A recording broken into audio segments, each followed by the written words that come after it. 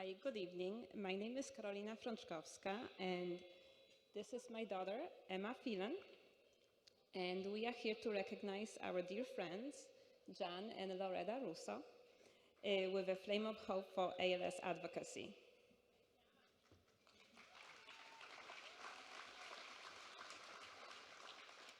Hi, I'm Emma, and when I was 8 years old, my dad passed away from ALS. Throughout his life with ALS, we started to get involved with advocacy around the area.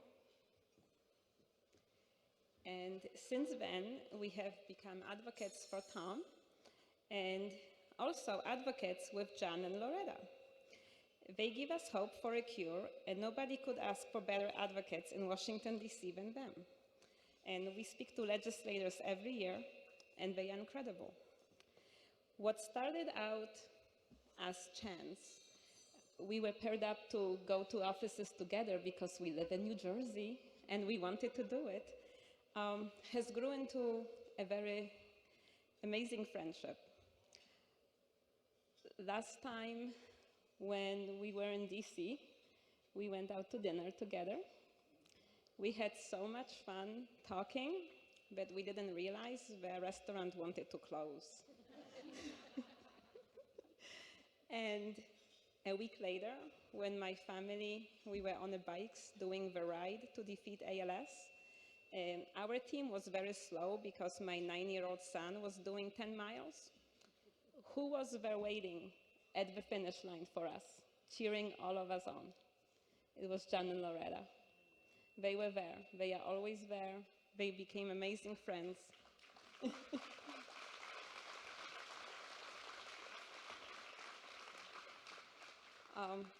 John and Loretta are also, I'm going to say, the kindest, happiest, most generous people you can ever meet.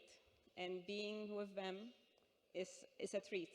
John is so funny. It's always, always a treat being with them.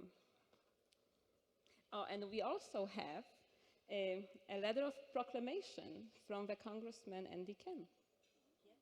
Yes. Well, I can't think of anyone who deserves this award more.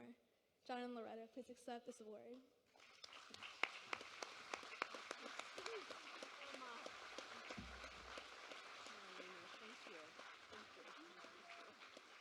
This is kind of cool.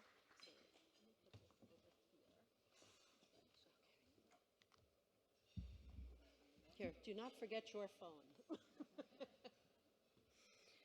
So I want to first thank Carolina and Emma and their daughter Sophia and their son Zach, who is not here. They are truly more powerful than John and I could ever be when we talk to congressmen and representatives in Washington or in the state of New Jersey.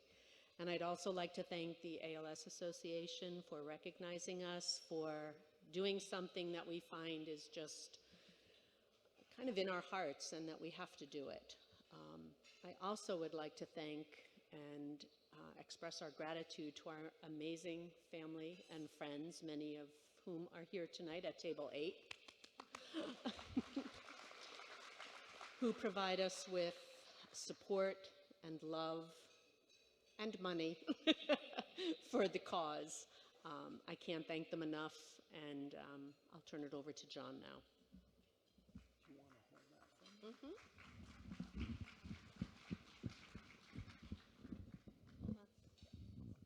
I promised Tony I would keep this brief.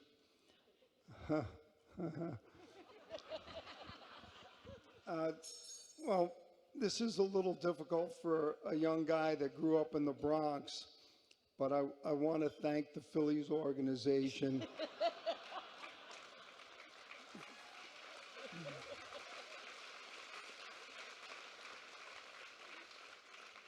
It's not easy.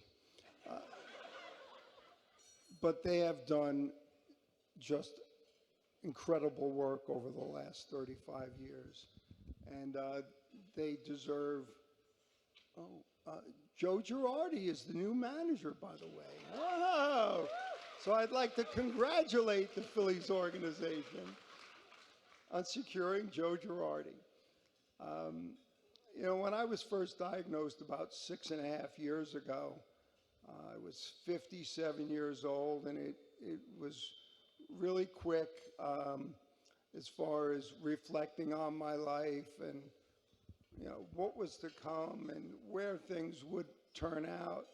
So I looked for inspiration, and logically, being a Yankees fan, I went to the old video of Lou Gehrig giving his speech at Yankee Stadium. And I thought about the fact that there was this 30-some-odd-year-old guy at the peak of his career, and he was just so gracious and humble as he was staring basically death in the eye. And that gave me some inspiration. The other thing I did, and I recommend anyone who doesn't remember it or never saw it to go on YouTube and look for the Jim Valvano speech at the ESPYs in 1993. At the time, Coach Valvano, he was the Carolina, I think, basketball coach, was dying of cancer. And he talked about 3 things that we should all do every day in our lives.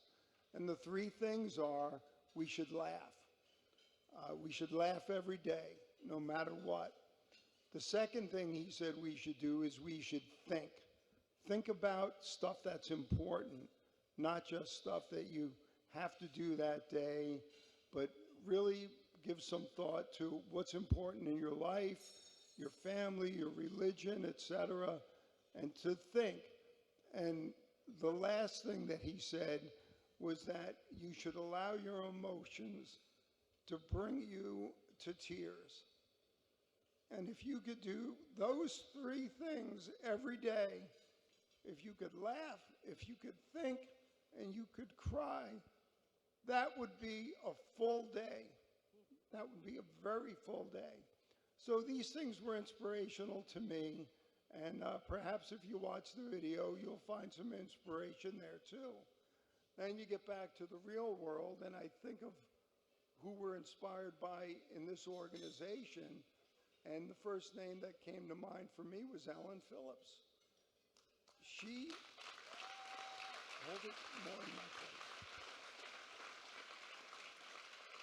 She has not only participated, but she has led this organization for so many years after losing her own husband to ALS when he was in his 30s.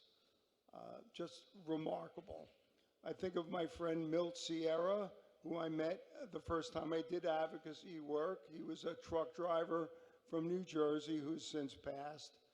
I think of Karen Delaney Shidloff, who was diagnosed in her 30s, died in her early 40s, and always had a smile on her face, and she was on a mission. I get to my friends, the Phelan's, and they had me bawling my eyes out in Washington, D.C. when I first heard the kids talk about their dad, Tom, and how they had to watch him decline when they were barely 10 years old. So these things were all inspiring to me, and it led me and of course Loretta to decide that we just have to hang in there, do the best we can, and we need to advocate for people that can't do it for themselves and for all of the lives that have been lost to this absolutely grueling disease. I was telling Aaron Nola before, he knows I'm a Yankee fan, by the way, that, sorry? 3 minutes. All right, so if you watch the Jim Valvano speech, they were telling him that he had to wrap it up, and he used an Italian term, affanabla, which basically means go to Naples. I'm not getting off in 3 minutes.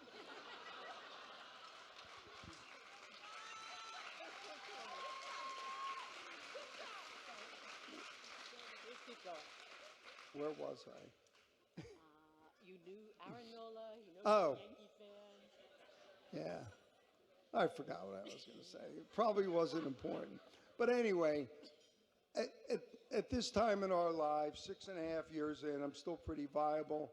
And I keep saying to myself, if everybody on the planet knew a person with ALS, this disease probably wouldn't exist.